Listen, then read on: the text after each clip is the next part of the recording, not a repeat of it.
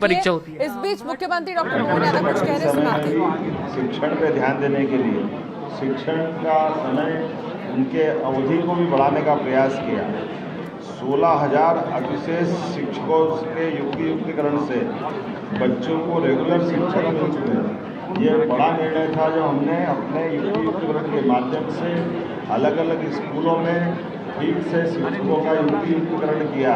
जिस प्रकार के शिक्षकों की जरूरत थी उन सारे शिक्षकों को पहुंचाने का कठोर निर्णय लिया। उसी का परिणाम रहा है कि हमारा रिजल्ट इस प्रकार से आया।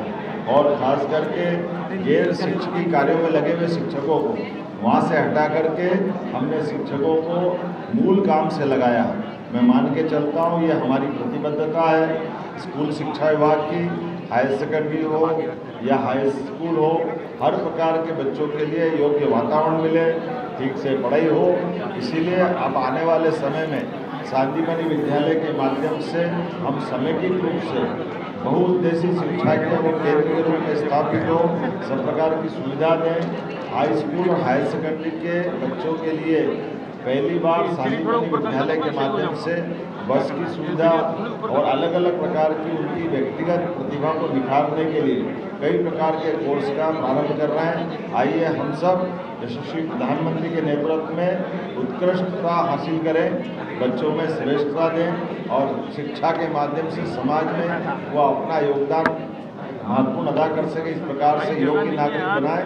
मेरी अपनी ओर से पुनः आप सबको बधाई। सरकारी स्कूलों का रिजल्ट अच्छा आया है प्राइवेट स्कूलों की अपेक्षा, लेकिन बच्चे प्राइवेट स्कूलों की तरफ ज़्यादा। यही तो अपने आप में रिजल्ट है कि प्राइवेट में पढ़ने में उनका मन है, जरूर पढ़ना चाहिए, वो भी हमारी मान्यता वाले हैं। लेकिन सरकारी विद्यालय किसी से कम नहीं है, ये रिजल्ट बता रहे हैं। सरकार के अपने संसाधनों के बलबूते पर हमारे बोर्ड के जो रिजल्ट आए हैं और रिजल्टों का आंकड़ा बता रहा है कि सरकारी स्कूल में पढ़ने वाले बच्चों की प्रतिभा भी उसी प्रकार से निकल के आती है जैसे प्राइवेट में लोग उम्मीद करते हैं। बच्चा तो सबको प्यारा होता है, थोड़ा लाड़ ज़्यादा हो जाए तो हम प्राइवेट में ले जाते हैं, कोई बात नहीं, प्राइवेट में ले जाओ। लेकिन सरकारी में भी लाड़ से बच्चे को रख लाते हैं और उसको पढ़ने का मौका देते हैं तो वो अच्छा निकलता है। सर, लाडली लड़कियों ने बाजी मारी है, उनके लिए अब सीएम साहब क्या कुछ नई घोषणा करने वाले हैं? बच्चियों के लिए तो सदैव वो जो मांगेंगे हम सब देने वाले हैं, लेकिन हमारी बहुत सारी योजना है, प्रत्येक योजना पे हम काम कर रहे हैं। एक खास बात मैं आपको बताना चाहूँगा, हम उम्मीद करेंगे कि हम अपने बच्चों के लिए जिस प्रकार के जो संसाधन बाद में देते हैं, जैसे इस साल भी अभी हमारे स्कूल खुलेंगे उसके पहले ही हमने पाठ्य पुस्तक देने की सारा प्रबंधन कर दिया ताकि बच्चों को स्कूल खुलने के पहले निःशुल्क जो पाठ्य पुस्तकें मिलती है उसका लाभ वो ले सके। ऐसी सभी प्रकार की स्कीम पर समय के पहले हम करने वाले हैं। माननीय मंत्री जी अच्छे से काम कर रहे हैं, विभाग के अधिकारी अच्छे से काम कर रहे हैं, मेरी अपनी ओर से बधाई। कई बच्चों से मिला मैं जिन्हें स्कूटी मिली है आपके द्वारा।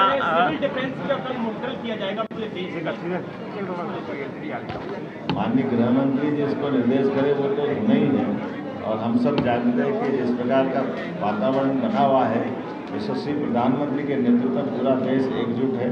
पूरी ताकत के साथ हम अपने दुश्मनों से निपटने में सक्षम हैं। हमारी सेनाओं को जिस प्रकार से प्रधानमंत्री ने तीनों सेनाओं को योग्य प्रकार से छूट दी है और नित नए संसाधन देकर के जो सेना को भी अपने अस्त्रों से शस्त्रबद्ध कर रहे हैं और उसके उलट सरकार की व्यवस्थाओं के बलबूते पर भी देश के दुश्मनों से निपटने के लिए वो सारी नीतियों के आधार पर निर्णय कर रहे हैं, जहां हम अपने।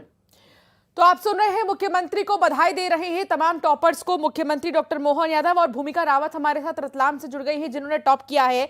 भूमिका, न्यूज़ 18 पर आपका बहुत स्वागत है।